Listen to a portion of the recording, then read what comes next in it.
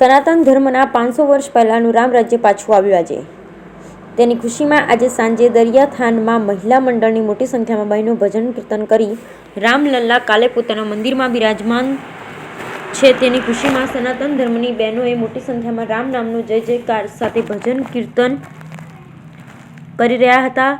દરેક સમાજની બહેનોને એવી ઈચ્છા હતી કે રામલલ્લા ક્યારે પોતાના મંદિરમાં બિરાજે છે. તેની ખુશીમાં મોટી સંખ્યામાં બહેનો રંગોલી અને 500 દીવા પ્રગટાવી મોટી સંખ્યામાં ઉજવણી કરવામાં આવશે એવી સ્થાનિક બહેનોએ જણાવ્યું હતું.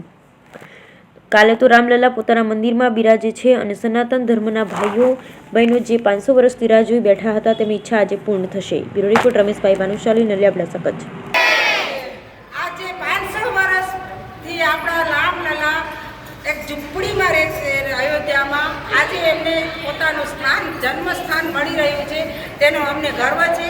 એના માટે આજે અમે નલિયાની સર્વ હિન્દુ સમાજની બહેનો ભેગા થઈ જલારામ મંદિરે સત્સંગ કરી રહ્યા છીએ.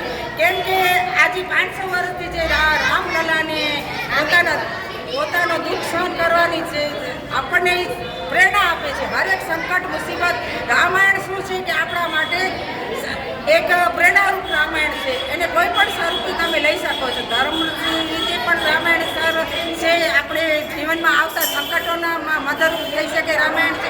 એ રામનું ચરિત્ર જ એક એવી વસ્તુ છે કે તમને હરેક વસ્તુમાંથી નીકાળવાની, હરેક મુસીબતમાં પાર પાડવાની આપણે તાકાત આપે છે. રામ નામ જ સત્ય છે, રામ નામ જ સત્ય છે, રામ નામ જ સત્ય છે.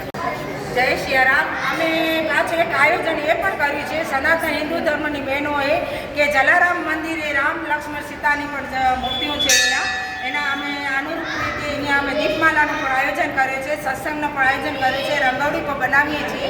સર્વે સનાતન હિન્દુ ધર્મની બહેનોએ આયોજન કરેલું છે. તમારા છોકરાઓને શું ઉપદેશ આપશો તમે? રામલાલા વિશે શું તમે સમજણ આપશો? છોકરાઓને એ સમજણ આપવા માંગીએ છીએ કે આ સનાતન ધર્મ રામાયણ 500 વર્ષ પહેલાંથી જ છે.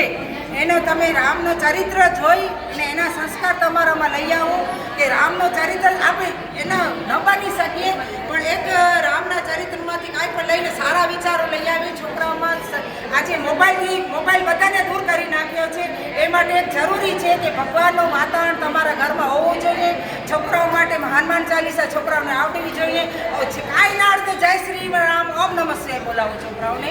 પહેલે સવારે ઉઠે છોકરાઓ એટલે એ ભગવાનનું નામ લેવડાવો. ને જે પણ આજે કરીએ છીએ અમે ખિસકોલી રૂપે રામનું કામ કરી રહ્યા છીએ. કારણ કે રામનો જ્યારે પુલ બનતો હતો લંકા જવા માટે ખિસકોલીએ જ કામ કર્યું હતું. અમે પણ એક રામના ભગત ખિસકોલી તરીકે કામ કરી રહ્યા છીએ નલિયામાં.